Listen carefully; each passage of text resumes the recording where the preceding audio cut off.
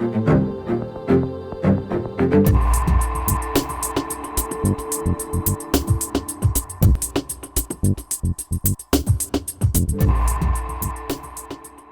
winter season again in Texas, meaning from one day to the next, things could change very, very quickly for you. And whether you're from Texas or somewhere else across the country, each season has the chance to bring you something maybe you haven't seen or maybe you haven't experienced before. So we've decided to step in and help. We're about to share some stories from the past few years all the way up through this winter season that will keep you prepared, keep you safe, and keep you informed. To start, we're going to go inside the home. We were a state full of broken and busted pipes and frozen swimming pools and all other kinds of bitter cold misery 3 years ago. Complete ceilings falling down in houses, just catastrophic water damage. And plumber Jesse Crane with Milestone says this weekend has the potential to create those headaches again. So he says consider a slow drip of faucets if the pipes are on an outside wall. Open cabinet doors so the heat from the house can reach those pipes too. Remove outdoor garden hoses and cover hose bibs to give them added protection, and know where your water shutoff valve is if your home does spring a leak. If you were to have something, the main thing is knowing how to shut it off and stop it as fast as you can. And then there's the life and death discussion. We were averaging 4 carbon monoxide responses per day. Matt Zavadsky with MedStar says they'd like to avoid that 2021 statistic by people keeping gas-powered generators outside, inspecting fireplaces and wood stoves if they haven't been used in a while, making sure the flue is open and working, and don't repeat some very near fatal mistakes. We had a case last year where people were running their car in the garage to sit in the car and stay warm, but they didn't open the garage door. Somebody actually moved their charcoal grill into the house, lit the grill to try and stay warm. And be mindful of those who can't stay warm.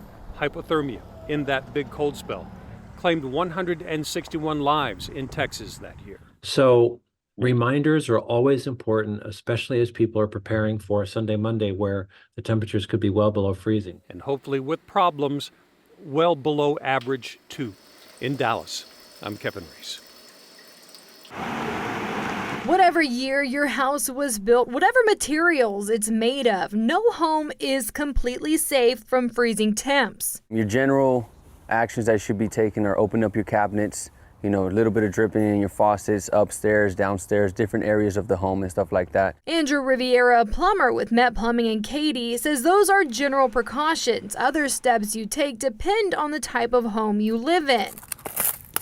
You definitely want to take that action into covering it like this. Say your home is a little older, like this one built in the 70s. A lot of the older homes are sometimes on pier and beams, and a lot of the water lines are underneath the home. When a home is elevated, he says the pipes are usually exposed, so they need to be covered. These are actions that are needed to be taken. Make sure that you cover all the water pipes with insulation. If your home is newer and built on a slab, he says your piping is likely in your attic, so opening the attic door could help. Opening up your attic door, allowing some of that warm air to go up, will help with the temperature in the attic space. But he says exposed outdoor pipes on any home need to be covered, along with any water softener systems and your sprinkler's backflow prevention device, which Riviera says should also be drained.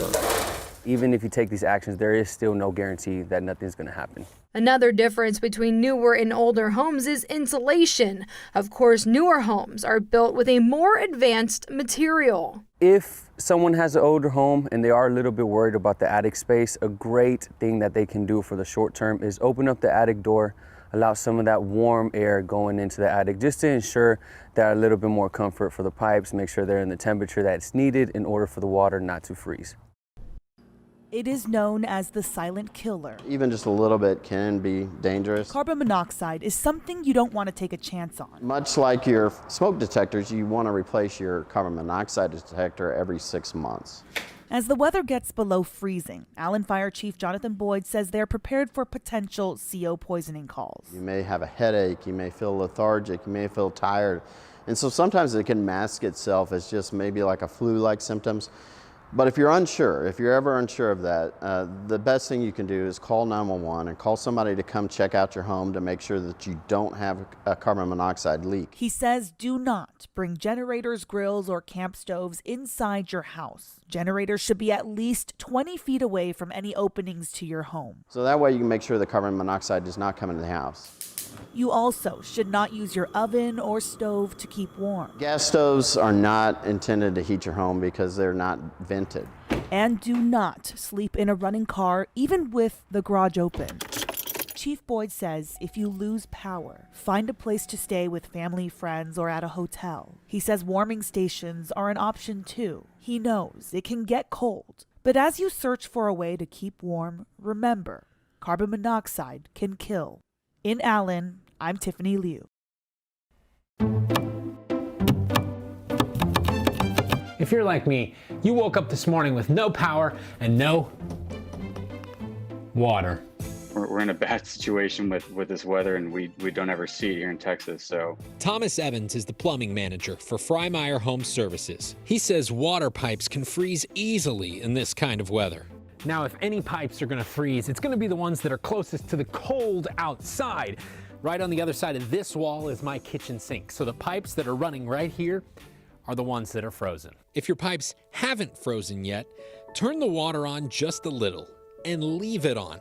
Water can't freeze easily when it's flowing, but if water isn't coming out, the pipes are likely frozen.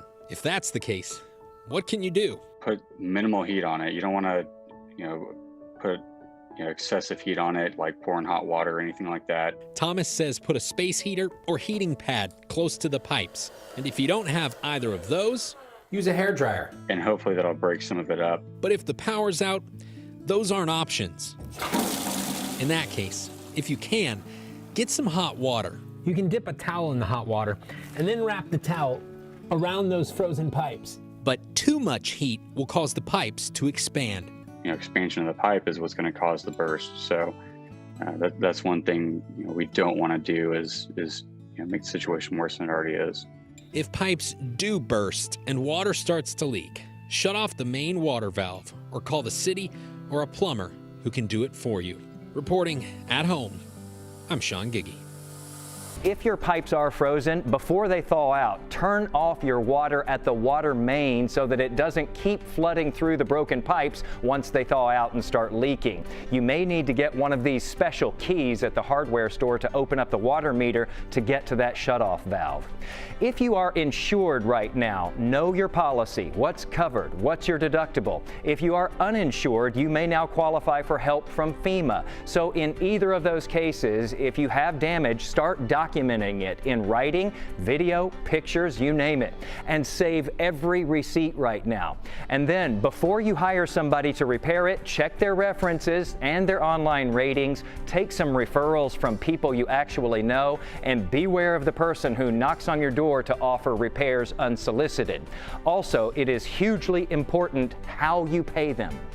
Make sure that you don't sign insurance proceeds checks over. We've seen that time and again, and there's no way to protect the consumer. There's nothing that the insurance company can do to protect that consumer.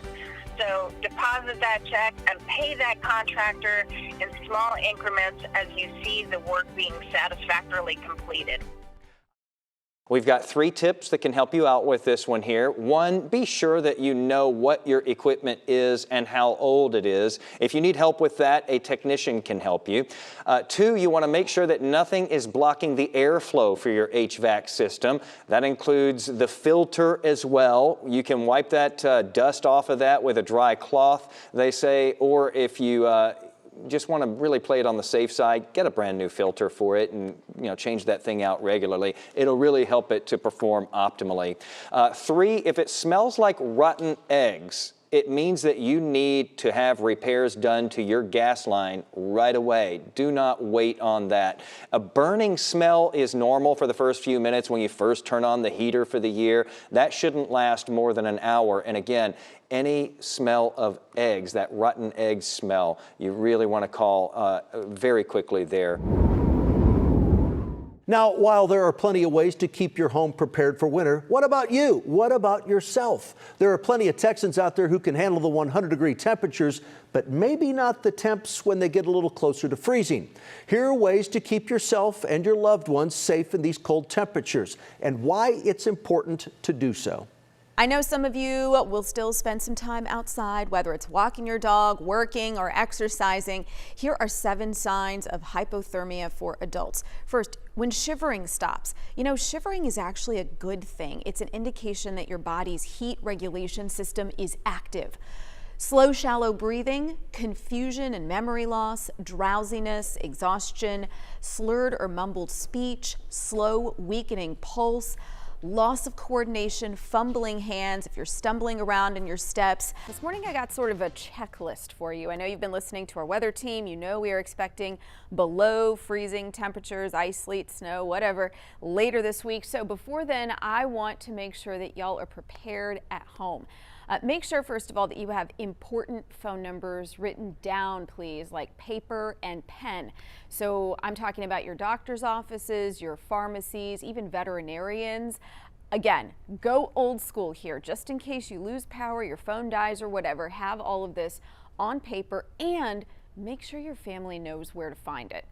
Be sure you have enough medication for several days on hand. If you rely on medical devices, have a backup plan, please, in case you lose power for an extended period of time, like battery packs, backup generators, or even backup oxygen bottles.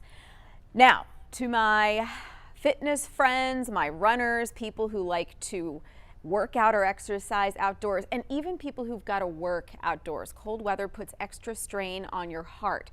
If you have heart disease or high blood pressure, go easy, okay? If you must be outside, dress in layers. Look at our beautiful little graphic here. You want to keep that body heat. I'm talking hats, double up on gloves, get some hand warmers. Those things are great. Keep the chest warm. Wool socks really work. And then, of course, boots with adequate insulation. Outdoor workers, take breaks from standing out there in the cold too long. That goes for anyone walking your dogs as well. Finally, please, please, please check on your elderly friends, your neighbors, people with chronic illness, maybe at higher risk for hypothermia after prolonged exposure to this weather. So if you can't physically make it over to someone, call, text, send messages. Let's make sure that they know that they are not forgotten. I get it. We've been joking about it all morning. It does not feel like winter right now. But as Kyle has been saying, cooler temperatures are on the way. We'll get there. Did you know there are actually foods that can help boost your mood when the temperatures do drop and it's gloomy outside? Vitamin D-rich foods are the #1 food to consider adding to your menu during the winter months. People who have more emotional eating during the fall have been shown to have lower levels of vitamin D, which is associated with more anxiety and depression. Dr. Susan Albers from the Cleveland Clinic says a great source of vitamin D is shiitake mushrooms. Other good options include salmon, egg yolks, fortified cereals, milk, and red meat. She says cravings and emotional eating are obviously common this time of year. Try to avoid grabbing those sugary and processed snacks. They can actually drag your mood down over time.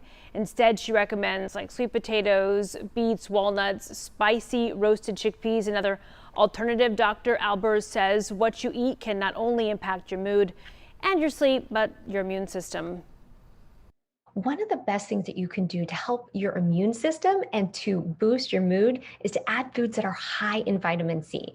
These are foods like citrus fruits, oranges, mangoes, lemons, kiwis, but they are also found in broccoli, bell peppers, and strawberries. Dr. Albers says it's really all about mindful eating this time of year. If you're feeling overwhelmed and changing up your whole diet, she suggests just swapping out like 1 food a day, keeping it simple. People are asking about this. They really want to warm up, but you're right. If you do it the wrong way, it can be dangerous. But we know this isn't going on as long as there's really kind of this need for energy. So we're also going to talk about how to conserve. And hopefully, if a lot of people do that, we can get through this a bit more quickly. So let's start with that first. Well, let's look at what it was looking like actually. Our photographer, Cody Markham, shot this video on his way into work this morning. It shows downtown Dallas, lots of blacked out areas there. there. Really a surreal scene to see. We never see something like this here in Texas. So if we want this to go away, we do need to help conserve that energy. And this is what the experts say to do that if your power is still on. Number one, turn your thermostat to 68 degrees, but do keep it above 55. Keep your blinds closed so heat won't escape through the windows. You can also put a towel or a blanket in front of your doors. Try to avoid using any large appliances like a washer, dryer, especially during peak demand hours. That's in the morning and the early evening. You can even unplug appliances, all appliances, if you really want to go there. Now, these temperatures are bone chilling, so here are some tips to stay warm safely. Number one, if you've got your power and you're using a space heater, do not leave it on while you're sleeping. That can be very dangerous. Also, never use an oven or a stove top to heat your homes. Those are only designed to cook. That can be really, really dangerous. And finally, if you're using a fireplace, make sure it's clean and that your smoke alarm and carbon monoxide detector is working. Yeah, there's a lot of things to keep in mind because there can be that backup. Once you start seeing fires or anything like that, then the fire department's going in. We really want to do this smartly. We want to do it safely. We know it is a very difficult position to be in, guys.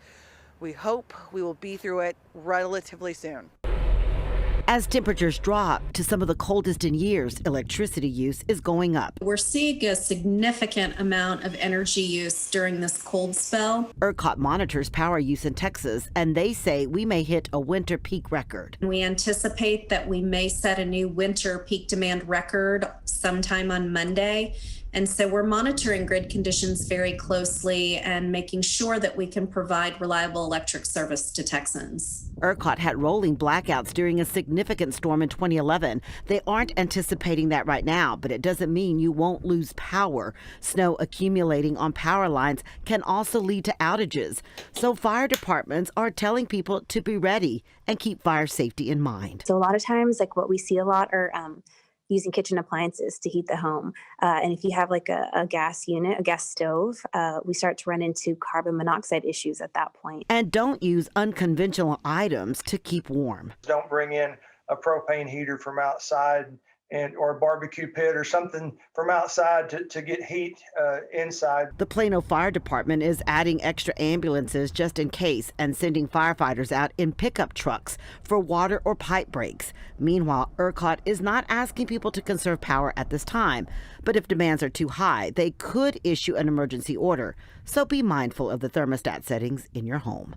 In Arlington, I'm Rebecca Lopez. It is expected to be the coldest night of this first cold snap of the season tonight. Just so happens that it's also Halloween, so hopefully whatever costumes those kids are wearing, they have a little extra layer, maybe an extra sheet for the ghost. And the parents also want to make sure you dress warm. I was showing off my new heated vest that I got just yesterday. Very proud of it. See, it switches color. But yes, plants. They know well here at the Arboretum how to take care of them. That is why you can see behind me, they have them covered. They have them covered in this landscaping cloth. It is a breathable material. They say that is the best option. A towel, a sheet. They did add the disclaimer, don't use your good sheets unless you want an angry spouse. But they say you do not need to pre-water them before you cover them, and don't cover them with just anything because sometimes you can do more harm than good.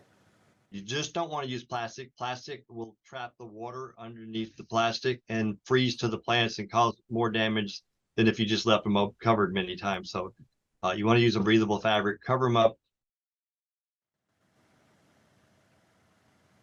Yeah, so take care of your plants, take care of yourselves. Something to keep in mind, we heard from MedStar yesterday. They've already responded to a few cold weather calls. They say if you have a history of heart problems, heart concerns, that the cold weather can really exacerbate those problems. So don't do any kind of strenuous activity in the freezing weather that can cause your heart rate to rise. And also, as we say in the hot weather months in the summer, same thing goes with the cold. Keep in mind our elderly population because they can be at risk.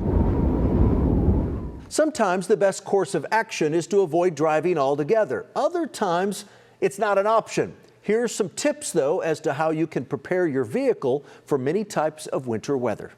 Sometimes the best course of action is to avoid driving altogether. Other times, it's not an option.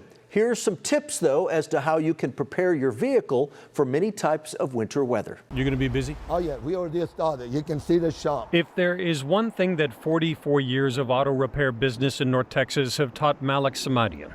Yes, I agree with you. is that Texans and their cars do not do winter well. Because you know people aren't going to be ready. No, they're not ready. So to be ready, the owner of ESS Fleet Service in Dallas on Friday is checking cars for free, Right, make sure it's tight. making sure batteries are fresh and terminals clean, radiator fluid topped off, windshield washer fluid too. Open it up. Not just plain water. They're frozen, it busts your tank, it busts the pump, everything, and you have to spend a lot of money to fix it. And that your tires are at their proper pressure. See what pressure you have? Which brings us to this doozy of a statistic from AAA. 83% of Americans don't know how to check the air pressure on their tire. That's kind of frightening, actually. Yeah. Tire sensors are triggered by pressure changes in cold weather. If you're part of that unknowing 83%, have them checked by someone in the other 17. Because if you hit the ice and your tire pressure's up, your vehicle's going to slip hitting the other vehicle. Just be careful out on the roadways and make sure you use common sense. As for people who don't use this automotive common sense, Malik takes us back to that first bitter cold morning 3 years ago. I have a lot of my customers call me, hey, I'm stuck. He says don't be that guy this Can you time. get the red cap? Be ready for this weekend instead. In Dallas, I'm Kevin Reese. The simplest step to take is checking the temperature. If it is below 32 degrees Fahrenheit, that means it is freezing outside, meaning certain precipitation could impact the roads. The first type you might see is snow, which can become more dangerous as more cars drive through it, making it more slick. You'll want to make sure and keep your speed slow and steady, as applying extra gas or stopping at an angle could become dangerous. Next is sleet, which is when snow melts and refreezes as sleet just before hitting the ground. You'll want to give yourself more time if you need to stop or turn. Lastly, black ice. The reason this one's a problem is it's not really black and it doesn't really look like ice. It's practically invisible when it's on the road, which is why most cars don't know about it until they're already on it. Now, black ice tends to form in places without a lot of sunshine and places that aren't driven on that often. If you do find yourself on black ice, first thing to do is remain calm. There's not much you can do or want to do when you're on black ice, especially hitting the brakes. If you do feel the back of your car starting to turn, grab your wheel and turn it in that same direction. Now, in terms of what types of roads you should avoid or be cautious on, that would be elevated roadways, such as ramps or bridges, as these are the first to freeze over during cold weather. And no matter what's on the road or where you are, you should always drive slower and increase your distance from the car in front of you. If you follow these tips, you'll make the roadway a safer place for yourself and others this upcoming week. In Dallas, I'm Jay Wallace. It's as un-Texan as you've ever seen. Blowing snow across a barely passable, barely visible interstate, yet still cars blew right past us. TxDOT's #1 message to the driving public is if you are able to stay home, stay home. Each gray dot is a road TxDOT says is covered in ice or snow, basically the entire state. North Texas is home to high flyovers, plenty of bridges, and few people skilled at navigating a major winter storm. This truck kept trying to go forward but kept rolling backward in Arlington, where police worked 20 major crashes in 20 hours. Hundreds of crews are trying to clear roads. The city of North Richland Hills tweeted pictures of plows. But any brine, salt, or pre-treatment laid down hours ago doesn't work in temperatures this low. Slow, easy on the brake. If you skid, just move your hand from the wheels and slow down. He used to drive trucks in Chicago, so he trusted he could safely take his kids sledding Sunday afternoon. The ground wasn't snowy enough yet to fly, but at the time, roads were still safe enough to pass. That time has passed. Now, we always stress to take care on bridges and overpasses. I want to add one more thing to that list tonight, and that is intersections. You might be wondering why I would say that. Here is why. When you come to a stop, you have to try to start back up again. And when you do that, you spin your wheels trying to get traction on this snow and on this ice. And what happens is you pack the snow down, and as further down it goes, the icier it gets. And that's really one of the things we've been noticing tonight, is that intersections across the region are quite slick. Hey, Michelle. Hi, Matt. How Take are you? a seat. Yeah, nice to meet you. Nice to meet you, Matt. Come on in. This is Michelle Barnaby, and she knows ice, slush, or snow may hit our roads Wednesday. But unlike you or me, Us Bostonians down in Dallas, taking on the traffic. She grew up driving in it in Boston. What do you think of the drivers in Texas? They can't drive in the rain. How are they going to drive in the snow? And because Texans aren't as experienced in the elements, Use your blinker. I'm anal about the blinker. sit back and let this pro refresh your mind with some tips. Accelerate slowly.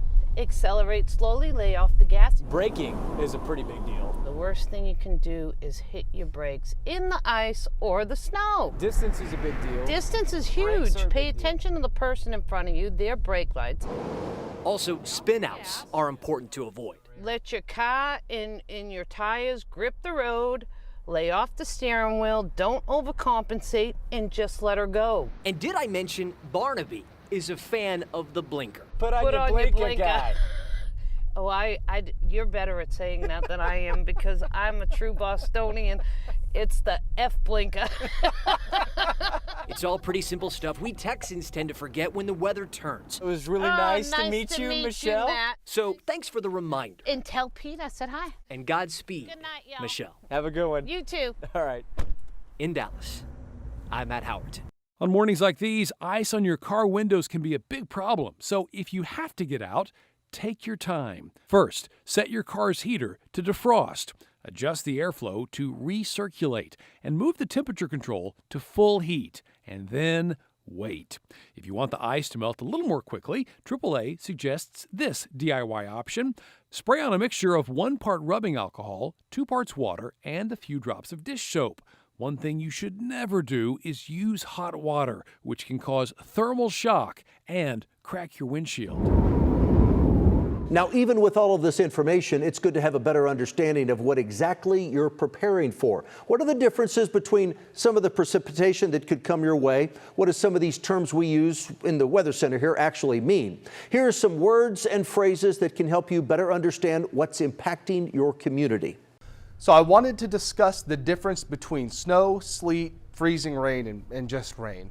2 of them are incredibly obvious. I know you know that. You know what snow is. You know what rain is. What about those 2 things in the middle? So let's talk about this. Let's define a couple of things first. Anything shaded in blue right here is air at freezing or below freezing. All right? Anything shaded in this red color that we have here is air above freezing. So temperatures at which anything frozen would melt. All right, so now what we have here, this is the ground. Here's our surface. This is the atmosphere as you go up, and this is where the base of a cloud would be, where the precipitation would start frozen. Let's say snow, all right? So we have frozen precip falling through all air below freezing. It reaches the surface. Snow. Makes sense, right? Now let's get into this profile of the atmosphere, this window right here. You have a little wedge of a little bit of air that's above freezing. That snow will fall through that wedge. It will melt, become liquid. And as that liquid starts to fall back through air that's below freezing, it will form into little balls of ice, these little pellets that we call sleet. These are the little balls of ice that kind of ping around and bounce when they hit the ground. They don't necessarily stick to things, and they can cause slick conditions, but it's not quite as dangerous as freezing rain. And that's the next one we're going to talk about right here. So in a freezing rain profile where you have much more warm air aloft and a very, very shallow area of sub-freezing air near the surface. Here's what happens. You have frozen precipitation falling into this air that is above freezing. It melts. It becomes melted snowflakes. It becomes raindrops, what have you. It's liquid. It continues to fall toward the surface. It does not have enough time in this very shallow area to refreeze into a sleet pellet, so it hits the surface as rain. The surface is below freezing. So those super cooled water droplets will then start to glaze on everything. That's the dangerous stuff. It sticks to power lines, trees, roads.